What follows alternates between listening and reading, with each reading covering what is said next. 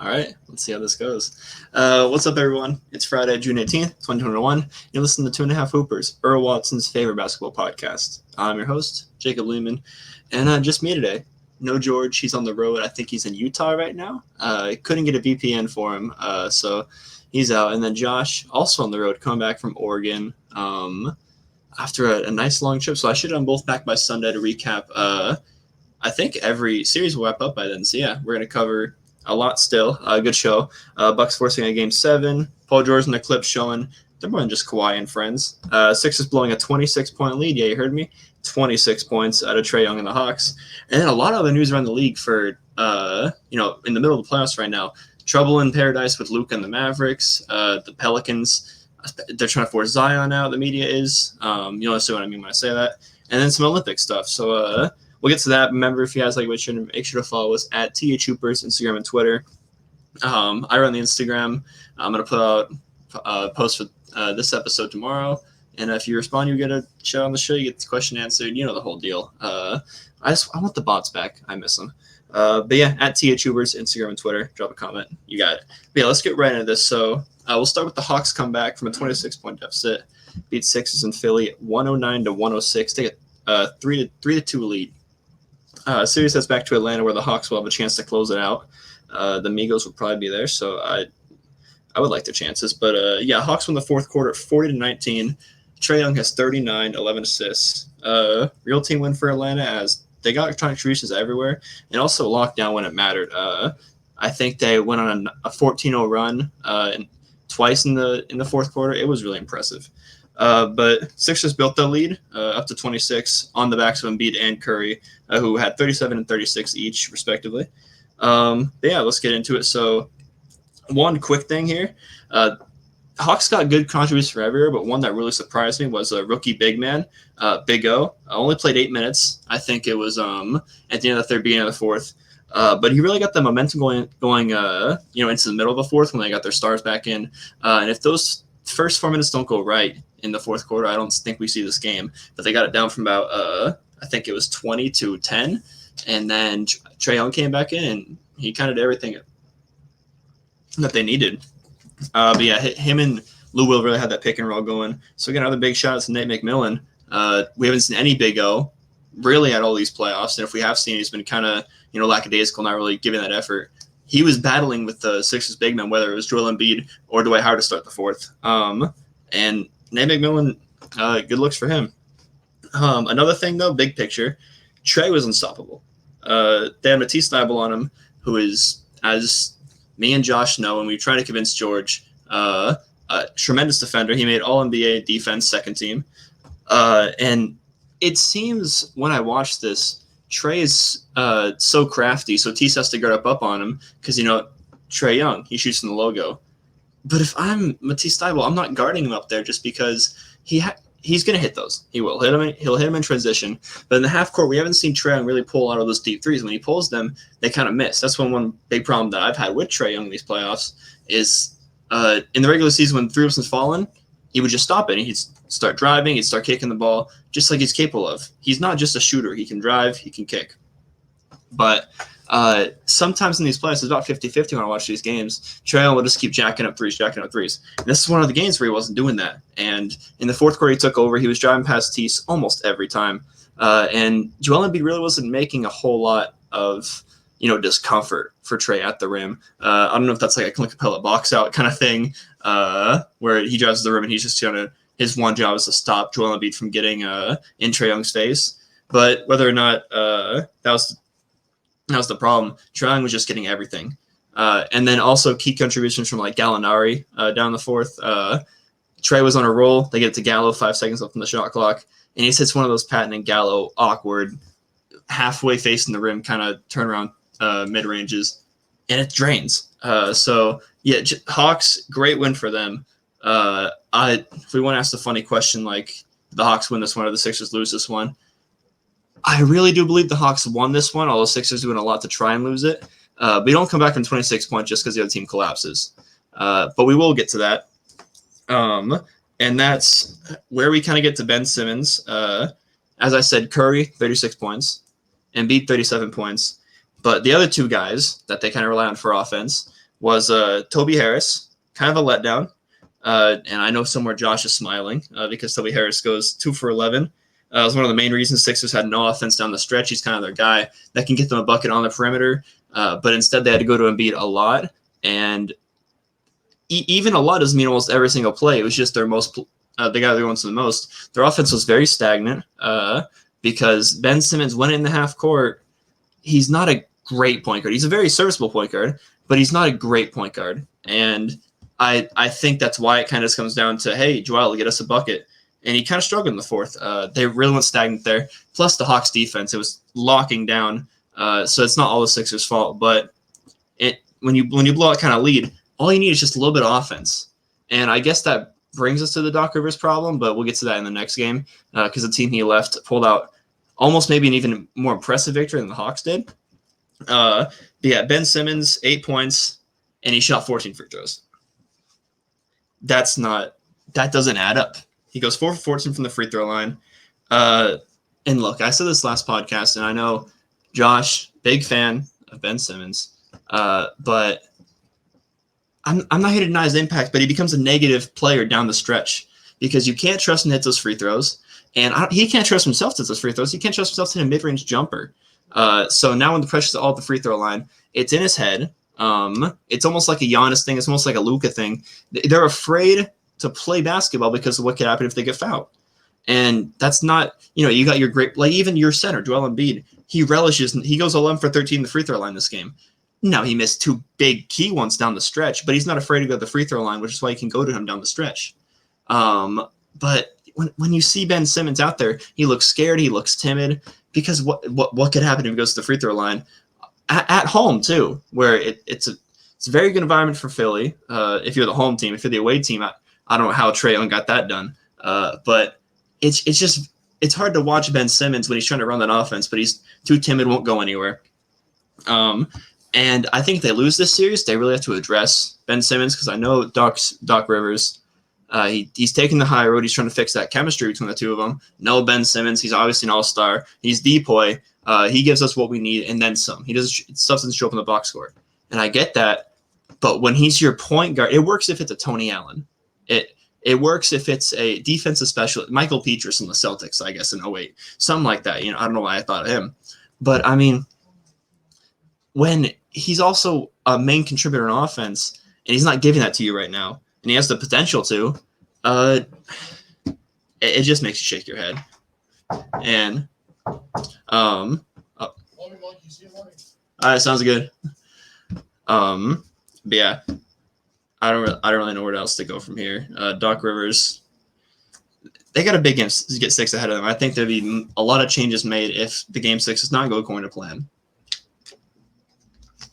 All right, let's move on here. So I mentioned Doc Rivers' old team really brought down the house, got a great win in Utah. They beat the Jazz 119-111 and take a 3-2 series lead. They'll have a chance to close out in LA. And this what makes it even more impressive because we didn't know on the Wednesday pod because we found out, I think it dropped around noon, what was dropped at Kawhi ACL injury. We don't know the exact injury, but as of now, he's prepared. He told the Clippers teammates to be prepared to miss the rest of the series at least. And while it's a good thing because the series could only go maybe 4 or 5 more days, still means he's probably not going to play in Game 7, and he's ruled out for Game 6. But good news is, Clips, when they're the underdog, they can really make stuff happen, and that dates back to even before they got Kawhi and PG. And I guess that's a Steve Ballmer culture because there's not a lot of players left from that squad that, are still on the team right now. You have Pat Bev, but I mean, Trez is gone. Lou Will is gone. Doc Rivers is gone. All these players that were, when they took the Warriors to I think 6 it was, and went with a healthy Warriors squad. When Pat Bev is checking KD, they're trash talking. They come back from 26 down. That fun Clippers team, and they kind of lost that fun last year. I think this is kind of a different approach because they were underdogs as far as like we have nowhere near as much talent. We're just going to go out there and play hard. This one are underdogs because they relish in the fact that, hey, we're not expected to win. We have the talent there, but like everyone's writing us off. They're saying Paul George can't, go back to MVPG. They're saying you're just Kawhi and friends. They're saying that Ty Lue is just, LeBron's butler. He can't actually coach. And here they are making these moves. Game changed in the third quarter. Clips outscored the Jazz 32-18 after being down 5 at halftime. Never looked back, especially in the fourth quarter. They scored 19 points in the final 5 minutes of the fourth quarter. Something that me and George always love to harp on about that. But yeah, they really came through. Guys like Marcus Morris, Reggie Jackson coming through with those key 3-pointers. And then Paul George in a few ISO situations, he had an and one, mid-range shot. This is the Paul George that he's capable of playing as. We're not going to get this every game. And it's not fair of us to expect that because that's not what Paul George is anymore. I don't want to touch the mental state or anything like that. But when Paul George is, he's not supposed to be where he is. When he's, they're counting him out. Oh, he's not going to do this, not going to do that. That's when you're going to get PG-13. And I don't like calling him playoff P because it's just ever since he's a playoff P, he hasn't been an actual playoff performer. This is Paul George. You could call him anything but playoff P. But I'm really like what I'm seeing at Paul George. But it's not just him. Everyone on the Clips deserves praise. Like I said, Marcus Morris, Reggie Jackson, both score over 20, stay very efficient. Nick Batum, who they picked up at the beginning of this year, kind of forced his way out of Charlotte, kind of the first guy to do like the Blake Griffin, the Andre Drummond, where you kind of get your money and then force your way out through a buyout. But I thought he'd really help at the start of the year. And then he starts, he plays good, and then he kind of gets shifted away because they have so many good players. But he's starting at center now against Rudy Gobert. And he's boxing out Gobert in crunch time. He's playing 42 minutes, all of which are at center. They now don't have to play Ivica Zubac. They don't have to play Boogie Cousins for any extended period of time. And they can go 5 out constantly, and they could just pick the player they want. Oh, I want to go against Rudy Gobert here. Give me the screen. Oh, now it's Rudy Gobert. Now it's an ISO, and no one can help Rudy because they got shooters all around. And those shooters went 51 from the field, 40% from the 3-point line, and you can't foul them because they're going to shoot 84% from the free throw line. They showed this game why they were the best 3-point shooting team of all time because everyone on the squad is deadly. And then Terrence Mann, he comes and starts for Kawhi, and he plays his ass off. Like you could see the Jazz come out and they underestimate the Clippers, and you can kind of understand that. But if you're in like my shoes, or if you're just like a listener, but if you're an NBA player, you can't do that because the Clippers, they didn't come out and step on the Jazz's throat, but the Jazz didn't do that to the Clippers, so they kept it close. Now the Clippers, they can make that run anytime they want, and both these teams can make runs anytime they want because of the firepower they possess. You just gotta hope you're not caught on the wrong side of it. And the Jazz were. And like I said, Clips come out, and that run came in as form of a third quarter, 32-18. Big stuff for Terrence Mann. He's kind of like the new Pat Bev in my mind, and Pat Bev is getting minutes now. He's replaced Rondo almost entirely. I think this is Rondo's 4th DMP in a row, and they're 3-1 in those games. Now won 3 in a row against the Jazz. And I don't know, getting to the Jazz now, I mean, they're really playing in Clippers' hands. You can't bench Rudy Gobert. He's a deep boy. I know Josh and George may think differently, but you can't bench him. He provides too much rim protection. The Clips will get going from inside and outside if you bench him as well. And they don't really have a guy that. What are you going to play? Joe Ingles at center? They don't have. I mean, I know that they're doing Nick Batum, but I mean, Nick Batum is a strong guy, and I don't think the Jazz can play the way the Clips can. But the Clips are making the Jazz play their kind of basketball. The switches, the rotations for the Jazz are horrible because of that 5-out offense that the Clips are running.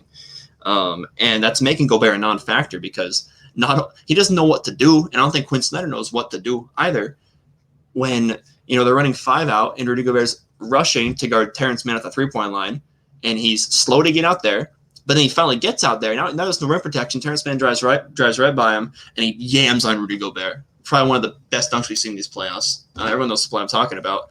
But not all plays for the Clippers ended up like that. They ended up in baskets because they're forcing Rudy Gobert out there. And this is something we talked about on the podcast in the regular season. It wasn't an original idea. I think Bill Simmons is one of the biggest guys that talk about it, but I think everyone knows about it. If you force Rudy Gobert on the perimeter, he's not good. And you say, yeah, I know that, but he's a rim protector. He's not supposed to be good. But when you take away his ability to rim protect, when you bring him out on the perimeter, and it's not just, every 5th player or so, he's getting switched on the guard to guard. When you have to put him on a guard or a forward the whole game, it gets ugly, and it gets ugly fast. And then not just pick on Gobert, Their other star, Donovan Mitchell, not good either. 6 for 19. He's hobbled. I'm not going to say he shouldn't be out there. It's not to a Harden level, but he's not near 100% healthy. And I definitely think it was that tweak at the end of game 2 because I kept seeing him re-injure it in LA where he would just grab his ankle, ow. But, I mean, they don't have Conley. They really need Mitchell out there playing well, and he's not doing it. And then also, guys, I really thought Joe Ingles would be good this series as well because he's kind of like their backup point guard. They don't have another point guard really besides Michael Conley. And Donovan Mitchell can play that, but Joe Ingles is kind of the guy who gets everyone involved. And he's playing all right, but he's not doing what Mike Conley would do, which is unfair to ask him, but it's what you need to if you're going to really keep up with this Clippers offense. One guy that really did show up, though, Bojan Bogdanovic, 32 points on 20 shots. And then Clarkson, decent game, 15 points, 4 of 9 from 3. That was their only real source of offense there. And then I do want to say this just to really hammer home the fact that Rudy Gobert was a non-factor. Rudy Gobert, 10 rebounds. Paul George, 16. So, and then, Rudy Gobert, 0 blocks because they're, 1, not afraid of Rudy Gobert, and 2, they're just shooting perimeter shots too, and it's making Rudy Gobert a non-factor. So I don't think that's really a non-arguable point. But, to bring it home here, it's not the Jazz's offense that's the problem. It's the defense. They can't stop the Clippers. Those rotations are out of whack. And we're just going to have to see what Quinn Snyder pulls out. And I don't think it'll be Rudy Gobert being benched, but I think he can figure out something. But to be honest, I really don't have the answer to it. Maybe Josh and George do. And if they do, maybe they should be an NBA coach. But I'm not prepared to give you guys the answer because it seems like Ty Lue has really figured out this squad. And Nick Batum playing 42 minutes. Sheesh. I mean, only way that I see the Jazz winning Game 6, and I do see them winning Game 6, is because it's a closeout game for the Clippers. They were notorious last year for blowing that lead. I think it happens again, but I mostly just think that the pressure I honestly just have to hold the pressure against Paul George because if he plays like this again, and Marcus Morris, Reggie Jackson play like this again, and they keep this underdog mentality, they got the Jazz playing their game, like I keep saying. So great day for Clips fans. They're smoking that Doc Rivers pack. He blows that lead, and they get a great win. Probably one of their best wins. Probably their best win this postseason, besides maybe that Game 7 win against the Mavs. Let me get a drink of water. I get thirsty talking on here alone. No breaks. All right, let's move on. Bucks beat the Nets 109-89 in Milwaukee to even the series at 3 apiece. We got a Game 7. We're going to Brooklyn. We're going to see Jay-Z. We're going to have a lot of fun over there. Game 7 will be in Brooklyn, like I said. Nets are undefeated this postseason at home. They dropped that Game 3 to Boston, so they're undefeated there. Milwaukee led most of this game, though, consistently holding up the Nets' runs. They really came out ready, and this was I kept saying, and I know George agreed, we'd seen almost every single Nets win was a statement win. But the Bucks wins, they were just kind of like, oh yeah, Nets didn't play well, or oh yeah, Bucks got lucky. This one was a statement win. Middleton, 38 points, only missed 5 shots. Giannis, 30 and 17. Jrue Holiday does go 8 for 21. Not the best, but he was playing good defense. Plus, he's always going to be a positive influence out there. So it's just nice to have out there. But a very big 3-oriented game for the Bucks. They're only players to score in double figures. Big free throw difference as well. Nets shoot better from the field and 3, but Bucks make 15 more free throws. Some of that might have to do with KD not getting to the line as much. He only shot 2 free throws, missing both. He does have 30 points on 30 shots, thanks to PJ Tucker really locking him down. But this game was kind of what I expected, especially as someone who liked the Bucks going into this series.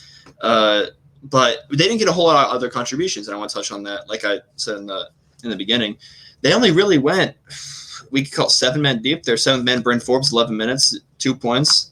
They only get 4 points off the bench, and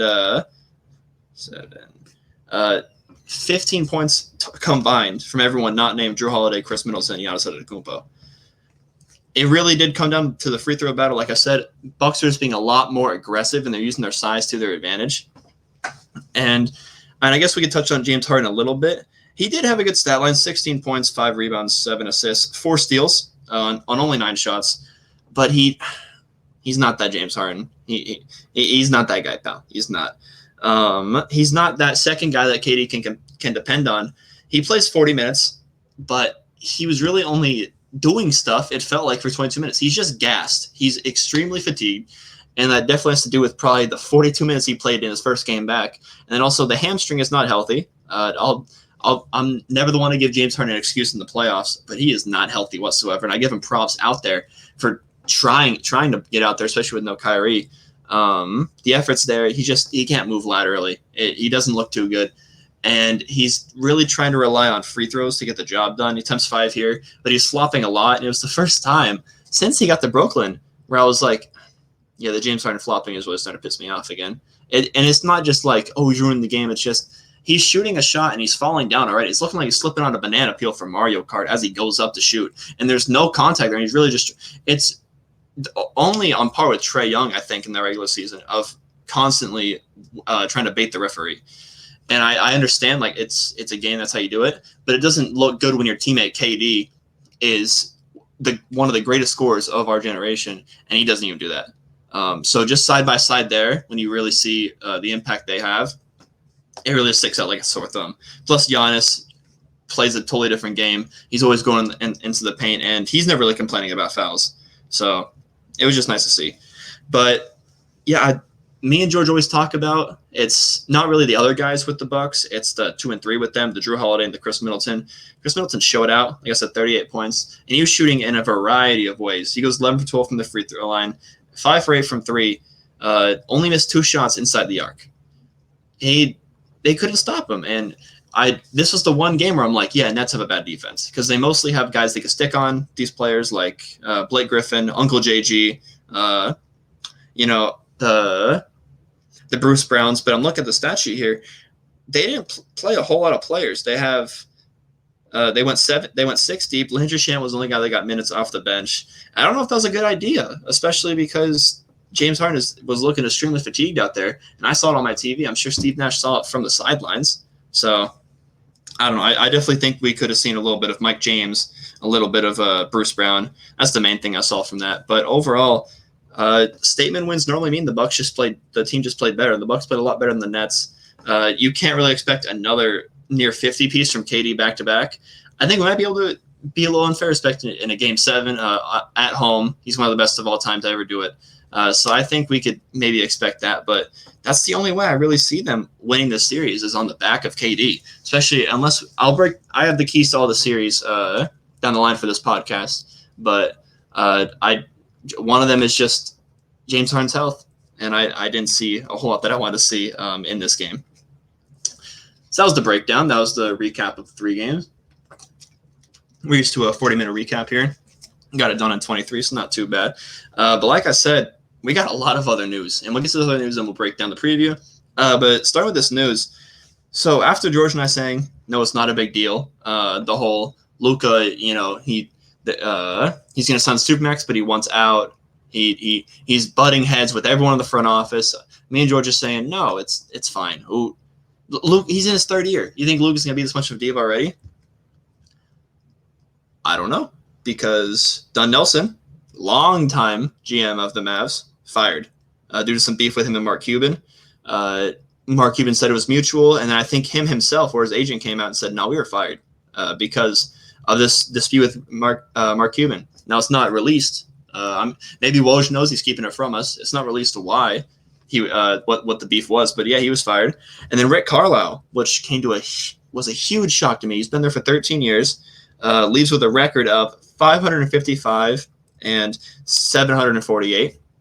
So a losing record, but winning as coach in a Mavs history. Got that championship too. Over 1,000 games played easily. He stepped down. He explained it was solely his decision. Now I believe that. I would not have believed there was a mutual decision with Don Nelson. And luckily he came out and said, no, he was fired. So we got the truth here. I do believe it was Rick Carlisle's decision though. Now, I think the Mavs become the best head coach / executive job on the market. And also I think Rick Carlisle becomes the best coach in the market as well, unless you want to talk yourself into a Jeff Van Gundy or a Mark Jackson. These guys who haven't coached in a long, long time that have this like aura around them of, if you get this guy to finally come out of retirement, he's going to change your whole franchise. I like Rick Carlisle a lot. I don't know a lot of people who don't like Rick Carlisle, but he's definitely the most experienced and proven coach on the market. And if he's still looking to coach, I would hire him anywhere. I would hire him at any of the big coaching jobs out there. I like the Celtics a lot for him. He did play there, and I think him with Jason Tatum, that would be a lot of fun. But yeah, just before I get into who I think is going to replace them, touching on the Luka thing, this makes me really nervous because I know he plays with his heart on his sleeve. He's always complaining about calls, and I know he's not a whiner, but if he has something to say, he's going to say it. It's only his third year here. He's about to sign this contract that not a whole lot of people on this earth are going to have that kind of money that he's going to have. And he's already seeming like he wants to run stuff. And hey, if anyone's going to do it, it's going to be a top 5 player in the league that can he legally? I think he's 22, yeah. So yeah, he's 22, one of the best young stars in the league. So he has that leverage. I just didn't think he would express it this quickly. And I wish I had the other guys on here to try and see if they agreed with me or not. But yeah, having it, and we'll get into Zion as well, but you obviously you got to run through Luka everything now. If he wants to be this guy, this quote unquote diva, you let it be it because he's a top 5 player in the league. He's gonna probably win multiple MVPs. You keep him in Dallas. You do whatever you can in your power to keep Luka Doncic in Dallas. But he's making a job a whole lot harder. But one thing he isn't making harder is finding this next head coach, because I think everyone knows it should be Jamal Mosley. He's an assistant on the Dallas staff. Luka loves him. Everyone else loves him. I think even after a game in the regular season this year, they won, and Luka just said he could be the head coach. He didn't say he could be a head coach in this league. He said he could be the head coach. So if Luka wants this guy, hire him, because if he has Luka's respect, then just go ahead and do it. Because Luka doesn't have the reputation as a coach killer yet. Yeah, running out Rick Carlisle, who, especially if he gets a job right away, that means Luka ran him out. Like that's just how it is. Either Luka or Mark Cuban ran him out, because I thought he was going to be one of these coaches that just like retires with their squad, because he was with them through the rebuilding years. You know, they had the 3rd pick to get Luka, or the 5th pick to get Luka.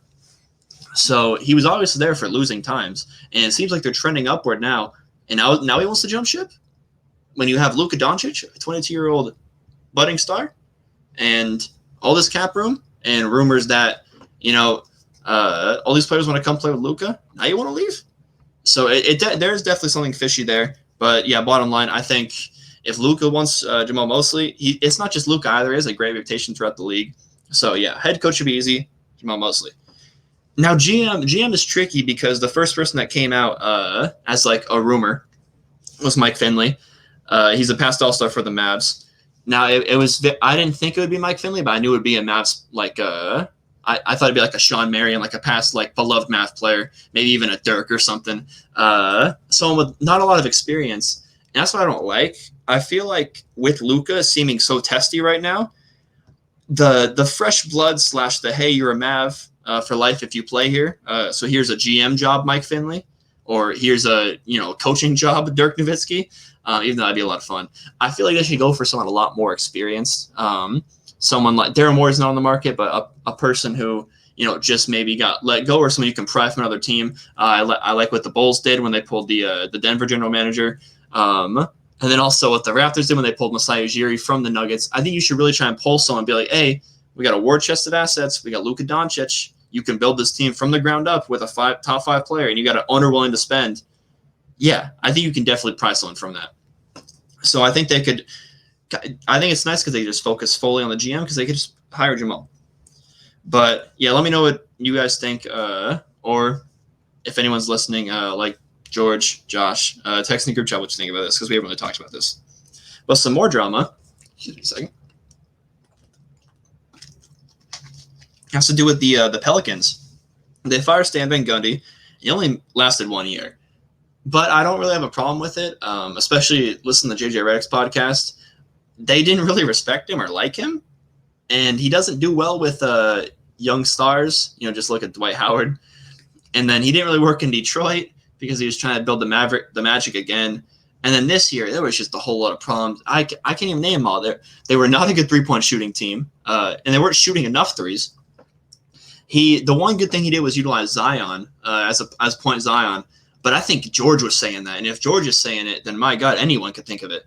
And then he completely ignored BI. He just let BI get his 25 points. He didn't really work him into the offense. It would just be a BI ISO every 5 plays. And then he completely misused Lonzo as well. That team has talent. That team definitely could have made the playoffs over like a Grizzlies team. And that's no disrespect to the Grizzlies, but I mean, they have a lot of talent there. They've done some great. But you have Zion Williamson, Brandon Ingram, garbage pail guys like Josh Hart and Eric Bledsoe, Jackson Hayes. All these players, and you can't make the play-in. You're a top 5. You're a bottom 5 team in the West with Zion Williamson. No, it doesn't. They had 2 All-Stars and they couldn't make the play-in. The Spurs made the play-in. I know they got Greg Popovich, but come on, they got DeMar DeRozan and a bunch of point guards and Jakob Poeltl. So it was definitely time for him to go. Long story short, but this came out. I don't know if it came before or after a big report that Zion wants out or for changes to be made, and I believe the Luka one wholeheartedly now because he said it and changes were made, and Luka's that kind of guy. I love him, but he's kind of a little.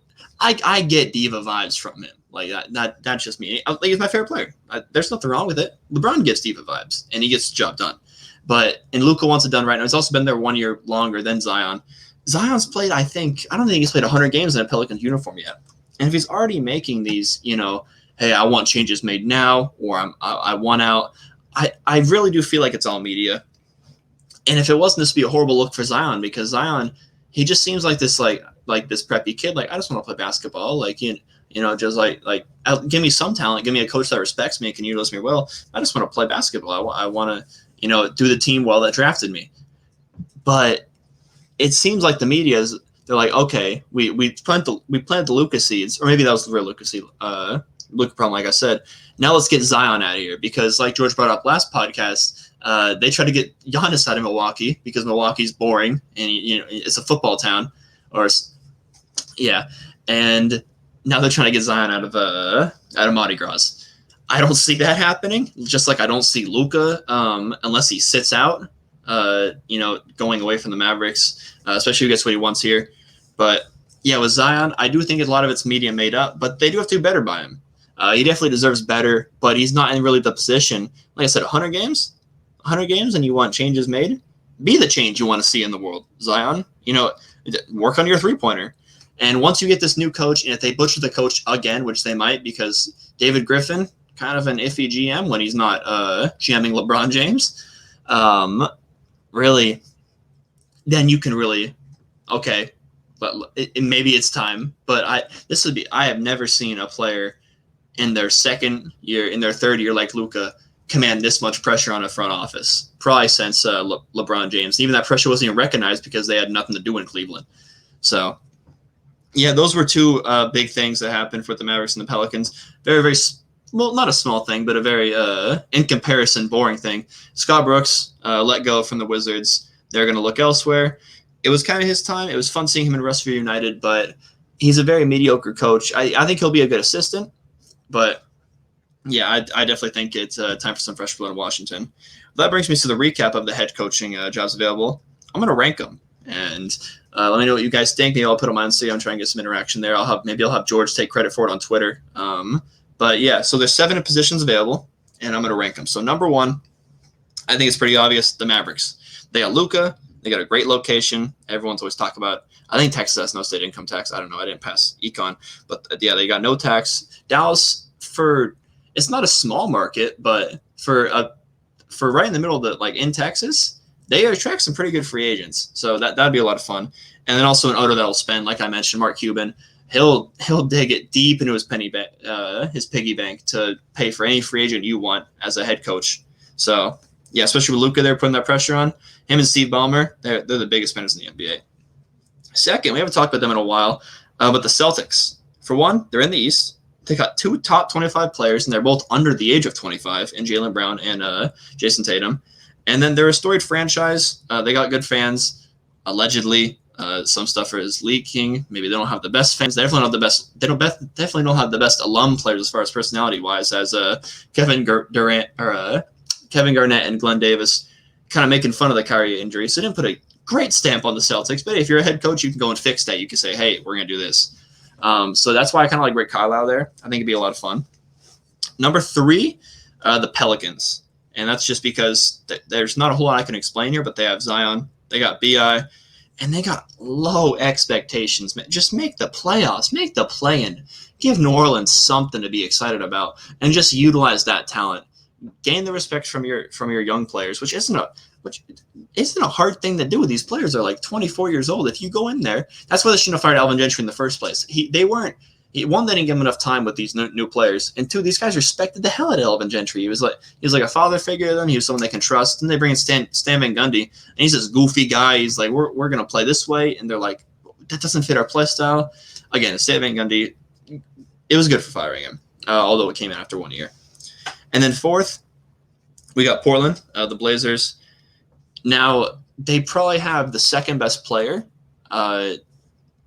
In the coaching market, he probably goes Luka, then it goes Dame.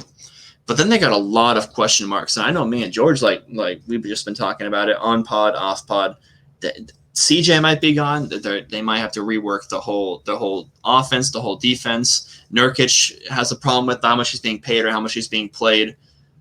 It just doesn't look like a whole lot is going right for Portland. But if they get the right head coach in there, a defensive-oriented head coach, I think it could look up. Again, it's in the West. And you don't have the low expectations the Pelicans have. Portland's made the playoffs, I think, the last 7 years. I think every year Terry Stotts was there, they made the playoffs. Every year they've had Dame Lillard, they made the playoffs. Unless it's rookie season, they didn't. So I think there's a lot of pressure there. But it also is just Portland, and Dame Lillard doesn't seem like a guy that's gonna want to leave. That might bite me in the butt in about a month or so. But I think you get the right head coach in there. You could just cruise for a few more years if you're Portland, or you get like an all-time great head coach in there, maybe Rick Carlisle or something. You can actually go above and beyond your actual ceiling. 5th, the Pacers. Now we get into the kind of nitty-gritty. They don't have a whole lot going. They got Sabonis. They got Brogdon. They could definitely be a playoff team in the East, but that's kind of their ceiling. They don't have a whole lot of young talent that they can groom and kind of trampoline into a top 4 team in the East, because those teams are kind of set. But at least you've been respected the past decade, and it's not like a team where you're going in there, you have to fix a whole lot of culture stuff. It's run by Larry Bird, one of the best players of all time. So you can just kind of come in there, do your job, and be beloved by the city. Now the Wizards, they're 6, second to last. At least you have Beal, but it's kind of like the Portland thing where the future is unclear for that franchise. Who knows what they're going to do with Russell Westbrook? Who knows how Rui's going to turn out, how Denny's going to turn out. I'm a big fan of them, but I'll be the first one to say there's some question marks there, especially, like I said, with Russ in that contract. And are you trying to grow this young talent? Are you trying to have the best backcourt in the league and play these guys 40 minutes a night and just try and get one more great year out of Russell Westbrook?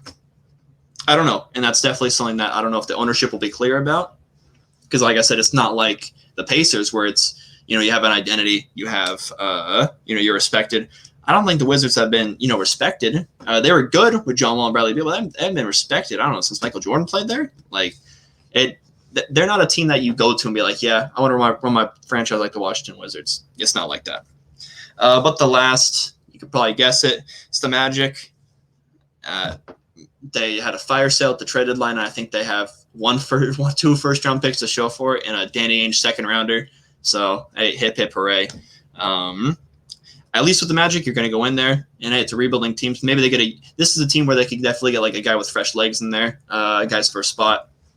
Kind of like a Brad Stevens going to the Celtics when they made that huge trade with the Nets. Definitely not that kind of scale, but, take a guy from college, a little preppy guy, and give him his first shot. At least you have Mo Bamba and some ping pong balls. So it won't be horrible. None of these coaching jobs are horrible, but the Magic, not fun. Not fun. All right, so a few more things. We kind of rapid fire here. That was the main news. But CP3 entering COVID protocol. Him and Kawhi, the news dropped almost the exact same time, and it was just devastating because now it showed only one team is really injury-proof, and that is the Milwaukee Bucks. Luckily, they take advantage of it in Game 6 and force a Game 7, or else that'd be super embarrassing. But luckily for the Suns, They will be playing the winner of the Jazz Clippers. So they probably want that series to go as long as it possibly can. They're definitely rooting for the Jazz in that game 6, just like me, because not because they don't want to play the Clippers, but because they want that extra day of rest. They want, and I don't know if it's going to be a 10 to 14 day protocol, or if they're going to be able to, maybe they're going to be able to test him and say, hey, he's good. I don't know for sure, but yeah, without CP3, they're not beating either the Jazz or the Clippers. They're losing probably every single game, especially if they play the Jazz and there's home court advantage for the Jazz. They're going down 0-2 to the Jazz 100%. So it's a big deal for CP3. It's not a huge surprise how he got, like, if he did get COVID, and I'm not saying it's funny he got COVID because it's very serious, especially because he's going to miss his time. But you're watching them sweep the Nuggets, and he's just in the crowd. Like he's being very peaceful. He's talking to his mom and all that stuff, but he's in the crowd. He's near a lot of people with no masks on. So I'm not saying it was predictable or anything, but I'm saying you watch that video, you're like, yeah, I mean, if anyone was gonna get it, yeah, he was in the crowd. He was being pretty reckless, especially because of how cracked down this COVID protocol is. You saw what happened to a guy like Dennis Schroeder. He was out, I think, 21 days. And he didn't even have COVID, I don't think. He was in the protocol. So yeah, that's a big deal, and especially I think if the Bucks get knocked out and if the Sixers continue to play like this, Suns are my title team with Chris Paul healthy. They just seem they're the only team with no question marks. They know what they are. They're going to play. They're the best two-way team left in the playoffs. So without him, it'll be a lot more back to the drawing board, reassessing for a lot of people's title picks. But just get better soon, CP3. Another thing, real quick, LeBron gets upset. So he's LeBron being typical LeBron, criticizing, should have listened to me, all this stuff. But he released a series of tweets, and it was essentially the NBA didn't listen to me. We shouldn't have started this early. Look at all these soft tissue injuries, and normally LeBron tweets like this. It's old man yells at cloud, but he's got a real point here, and I'll be the first to say it. I'm not a huge fan of LeBron. I like his social justice stuff, but just he always comes out as very I'm always correct as far as NBA issues, like in the whole bubble thing when I walk out and stuff like that.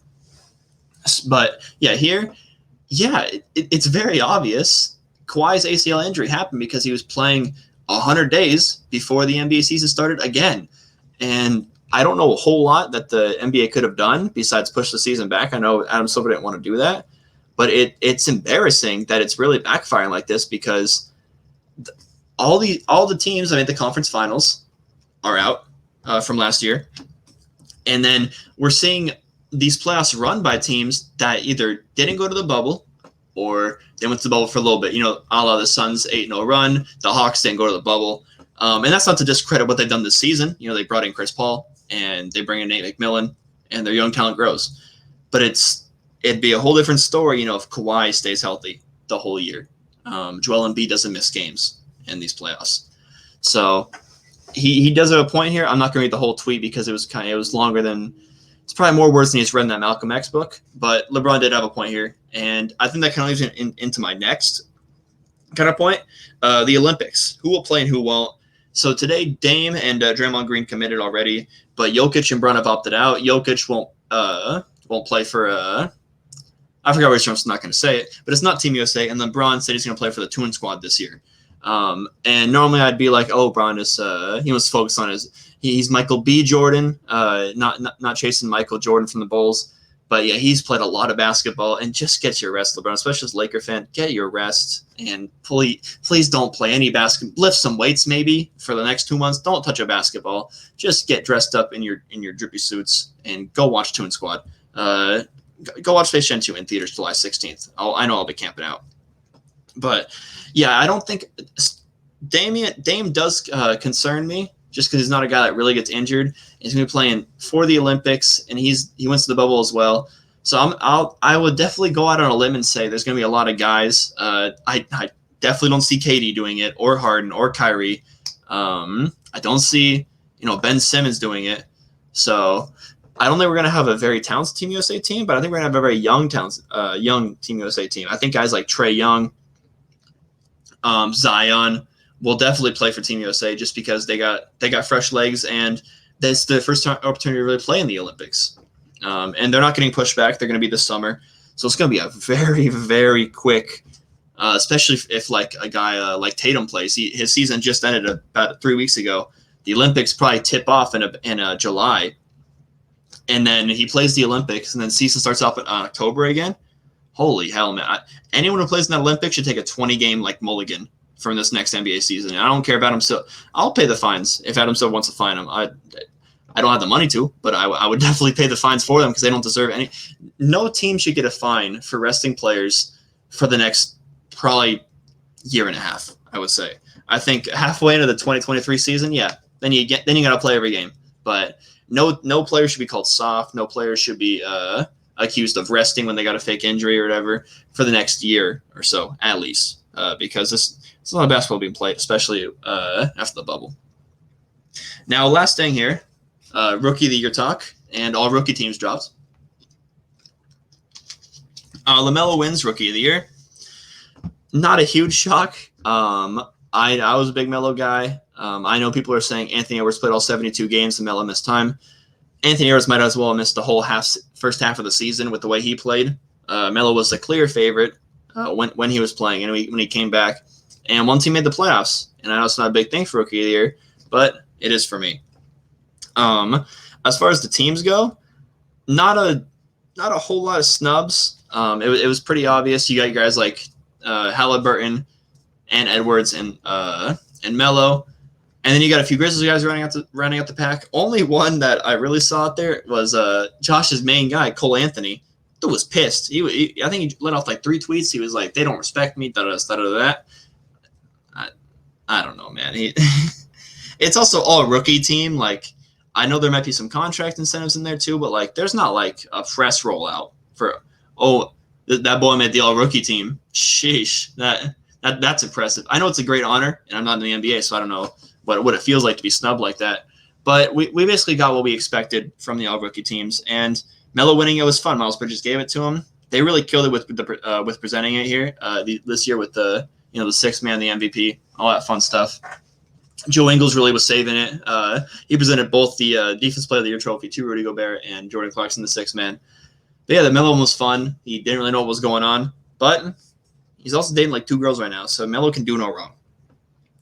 All right, so to wrap it up here, we gotta preview this wonderful NBA weekend.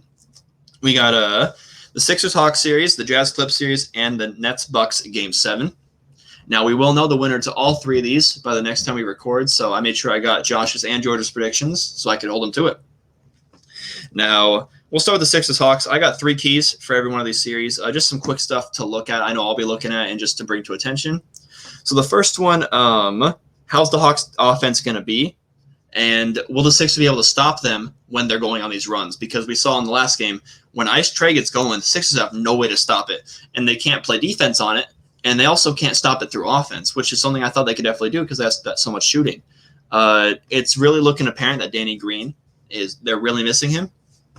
And it's apparent when the Hawks go on these runs. And then just to pair with that, the Sixers' late game offense, like I said, they're the new Clippers. With Ben Simmons running that point guard, it's really just Joel Embiid or bust unless Toby has it going that game. But they refuse to go to Toby to get him out of a slump. If he goes 0 for 3 for his first shots, it's like when you're playing pickup ball with randoms. If you miss those first 2 shots, you're not getting the ball. Get a rebound and shoot it that way. But you're not getting kicked to in the corner if you miss your first 2 threes. It's the exact same thing. That's one thing I don't really like. I know Josh wants the ball out of Toby's hands as much as possible, but when he's your main perimeter guy and you need him when it comes down, he's made a lot of clutch shots in the Philly uniform. You need to find a way to get him going before it's too late, or else you're just going to be very stagnant. Like I'm not going to regurgitate everything I said about the Hawks Sixers Game 5 game, but yeah, you got to get Toby going there. And then lastly, the Ben Simmons phenomenon. They go as he goes, as long as he's not scared to shoot free throws. They'll win easily, but he will be. So I expect it to be a dogfight.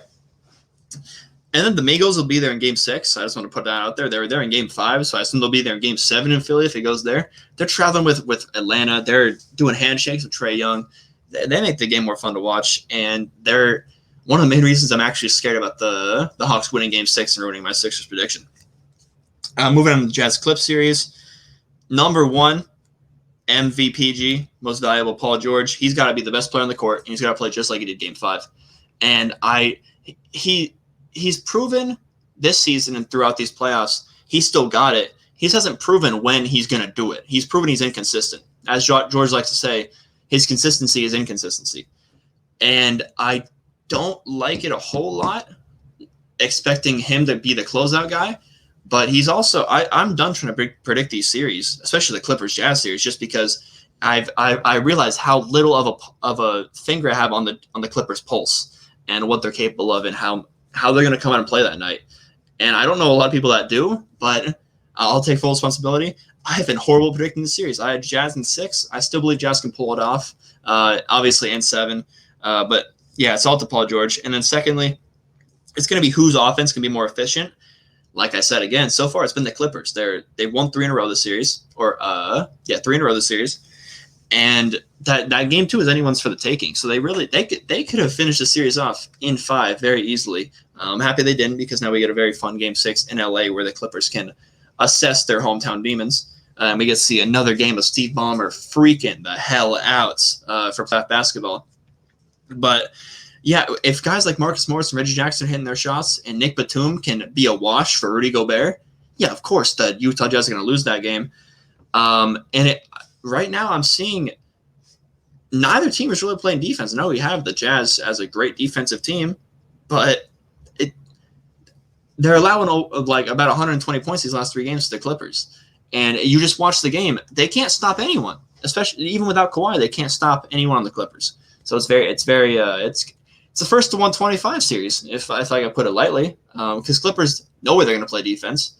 They will get timely stops, but they're not going to actually dig in for 48 minutes like the Jazz did in the regular season. And yeah, for the Jazz, I don't, even with them hitting their shots, they're playing the Clippers' way. So yeah. And then finally, third one, health of Donovan Mitchell. I would say Donovan Mitchell and Mike Conley, but I've kind of given up on Mike Conley coming back in this series. So it's off to Donovan Mitchell. They only get 2 games of rest here. And honestly, that might hurt the Clippers more than the Jazz, because I don't think the Clippers have had a day of back-to-back rest since the playoffs started, because they went 7 with the Mavs, and then 2 days later they're in Utah getting screened out by Mormons and losing game 1. But yeah, so it's really up to Donovan Mitchell to get healthy here. If he's not healthy, if he's not at least 80%, I don't see them winning. I do have hopes that he will get there, though, which is why you'll see in my prediction I do have the Jazz winning Game 6. Another fun part, keys to Nets-Bucks, Game 7. Can Bucks stop KD? They did it in Game 6, but if he drops another 50-point, and more importantly, if he has another 11 assists a game, and the other guys are really getting involved, I don't see a way the Bucks pull this off, but luckily I do see them being able to stop. He's only had 1 game where he really exploded, and that was Game 4, or Game 5, sorry. But PJ Tucker really kept them in check Game 6, and that's the most recent game film we have to go off. So I'm gonna hang with that. Secondly, the impact of Harden. I didn't put health of Harden because I don't see him getting any healthier. But the impact of Harden, like I said, he played about 40 minutes. I only saw him really do stuff for 22. I'm not here to make fun of his hustle, make fun of how much he wants it, because he does. But he's on 1 leg. Like he shouldn't be out there. And if Kyrie was healthy, he wouldn't be out there.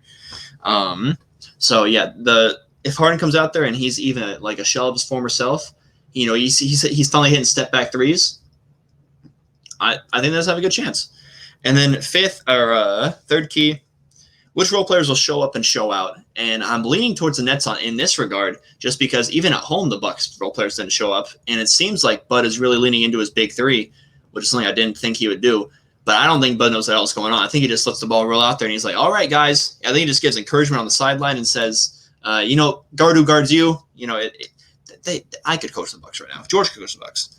But yeah, the role players really show out in Brooklyn, like Game 5, Uncle JG, 27 points. I expect big games from him, Blake, and Joe Harris. I hope they go a little deeper at home, but I'm sure they're going to have the whole starting line play 40 again and kind of get Landry Shaman in there for little breaks, just like Game 6. But yeah, now for the official predictions, I just didn't want to confuse anyone, so let's go Sixers, Hawks, and Atlanta. We all have Sixers across the board. We have the series going at least 7. And then Friday, Jazz, Clippers. George and Josh have the Clippers. and this series ending in 6. And I think their prediction was Clips in 6. They're right in the hot hand. And then for me, I got Jazz winning on Friday. I had the series going 7. And then Saturday, Bucks and Nets, Game 7. Me and George got the Bucks. George looking to make sure his Bucks in 7 goes smoothly, and me trying to hold on to hope that my Bucks in 6 can look a little better with having the Bucks still win. Because if I had Bucks in 6 and Nets end up winning the series without Kyrie and with half a Harden, yeesh, that would not look good for my future sportscasting career. But Josh has the Nets winning, and I believe he had Nets in 6 healthy. So if he gets Nets in 7 with injuries, pretty impressive. And then, if necessary, Sunday, Sixers-Hawks, which we think it will be necessary. George has the Hawks, and me and Josh have the Sixers. So me and Josh have Sixers in 7, and George has Hawks in 7. Changing his prediction from Sixers in 5. Sunday, if necessary, like I said, Clips at Jazz. George and Josh say doesn't matter. It's not going this far. But they do believe if the Jazz win Game 6, they will win Game 7.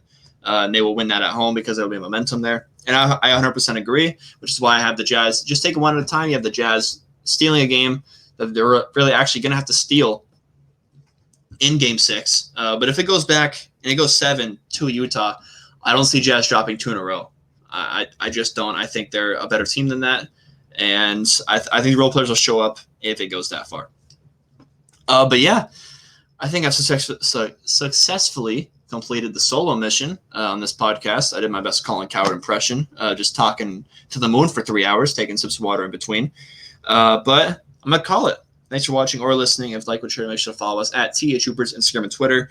You'll get a response. George and Josh, both on their phones right now, probably for the next 10 hours because they have nothing better to do because they both aren't driving. They're in the passenger seats. But yeah, besides that, thank you guys so much for listening. If you got through a pod with just me, I really appreciate you guys. And thanks for being OG. Take care, everyone. Happy basketball.